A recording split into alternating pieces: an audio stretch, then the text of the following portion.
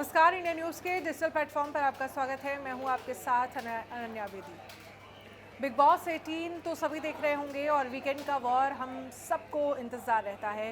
Weekend के war में सलमान खान आए भी और उनके साथ आई हिना खान, जिन्हें टैग मिला था उनके सीज़न में शेर खान का।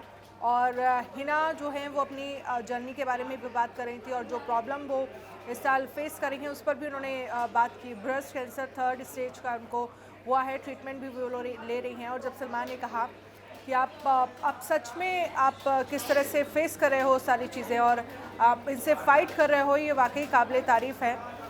और बिग बॉस ने भी इवेंट जाते जाते उनके ये कहा कि आपने जितना काम किया है, आपने जितना एक तरह से बिग बॉस से जाने के बाद आपने जितना नाम कमाया है, उन सब चीज़ों को लेकर मुझे बहुत गर्व है आप पर।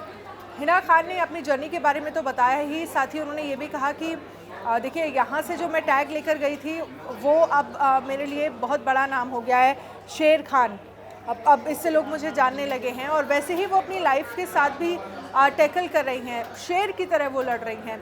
सलमान खान ने भी कहा कि 1000% आप हिना बिल्कुल ठीक हो जाएंगी, कैंसर से पूरी तरह से ठीक हो जाएंगी। लेकिन वहीं दूसरा अगर हम बात करें तो किस तरह से हिना खान जो हैं वो अंदर घर के गई और शिल्पा की जो है वो उन्होंने क्लास लगा दी। और क्लास एक तरह से कह सकते हैं क्लास लगनी भी चाहिए थी शिल्पा की, क्योंकि बार बार जिस तरह से हमने देखा कि करण को वो कैसे सेकेंडरी प्रायोरिटी देती हुई नज़र आती है। फर्स्ट हमेशा विवियन उनके साथ होते हैं। उन्होंने करण को साफ कहा कि अब आप डिसाइड करिए, अब आप चूज़ करिए। बार बार अगर आपको टेक फॉर ग्रांटेड लिया जा रहा है तो फिर आप इसे क्यों बर्दाश्त कर रहे हैं या फिर क्यों यहाँ पर आप रह रहे हैं। तो हालांकि करण की तरफ से ये कहा गया कि मैं अपने रिश्तों को बहुत मौका देता हूँ, शायद यहाँ पर भी मैं वही कर रहा हूँ। फिर हिना ने उन्हें क्रॉस किया, उन्होंने बोला कि 50 डेज़ आप रह चुके हैं और थोड़े ही दिन और बाकी हैं, लगभग 2 महीने 60 डेज़ और बाकी है, और कितना मौका आप देंगे। उन्होंने कहा कि नहीं, आपको थोड़ा सा संभलने की ज़रूरत है, आपको ये पिक चूज़ करने की ज़रूरत है कि आपको कौन फर्स्ट प्रायोरिटी दे रहा है। अगर आपको कोई फर्स्ट प्रायोरिटी नहीं दे रहा तो आप भी उसे फर्स्ट प्रायोरिटी मत दीजिए।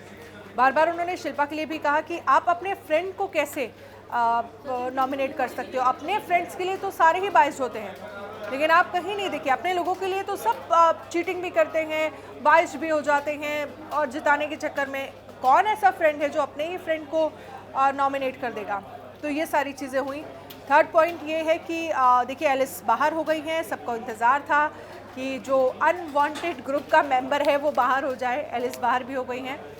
और एलिस से जब पूछा गया कि आज किसको, सलमान ने पूछा कि किसको बहुत गट फीलिंग आ रही है कि वो बाहर हो जाएगा, एलिस ने अपना हैंड रेस किया और कहा कि आज मुझे बड़ी गट फीलिंग आ रही है कि मैं शायद बाहर हो जाऊंगी। तो सलमान ने कहा ठीक है, आप बाहर आ ही जाइए, क्योंकि जब आपको गट फीलिंग आ रही है तो एलिस बाहर हो गई। हालांकि ईशा काफ़ी रोई हैं। एलिस ने जाते जाते ये कहा कि ट्रॉफ़ी हमारे ग्रुप में होनी चाहिए। आपको याद होगा, टाइम का तांडव यही खेल है बिग बॉस का। जब वो आई थी एंट्री के वक्त, मेन फाइनलिस्ट जो 2 बिग बॉस की तरफ से डिसाइड किए थे उसमें एलिस थी और दूसरा विवियन को था। और अब फाइनलिस्ट जो बनने बिग बॉस की तरफ से, उन्होंने कहा कि हम फ्यूचर अगर देख पा रहे हैं तो यही 2 फाइनलिस्ट होने वाले हैं, लेकिन उससे एक बाहर हो गई है। अब आप मुझे ये बताइएगा कमेंट करके कि आपको कौन, अगर हम गर्ल्स की बात करते हैं तो कौन फाइनलिस्ट आपको नज़र आया। मुझे लगता है कहीं ना कहीं चाहत शायद एलिस की जगह ले सकती हैं, क्योंकि वो जिस हिसाब से खेल रही हैं, या कशिश भी अच्छा कर रही हैं। और तीसरा ये कि अब देखना होगा कि आज घर में क्या होता है, कैसे जो है अब जो हिना की तरफ से करण को जगाया गया है, शिल्पा को जो कहा गया है उसको कैसे टैकल करण करते हैं और किस तरह से अब ये पूरा गेम जो है वो आगे बढ़ता हुआ नज़र आएगा। लेकिन अब यहाँ पर विवियन जो है वो समीकरण बनाने में लग गए हैं, अविनाश जो है वो समीकरण बनाने में लग गए हैं, क्योंकि एक मेंबर जो है वो ग्रुप से अलग हो गया है और अब 4 लोगों की तो ज़रूरत है ही कम से कम नॉमिनेशन से बचने के लिए। देखते हैं कैसे पूरा गेम जो है बिग बॉस के घर में आगे बढ़ता हुआ नज़र आता है।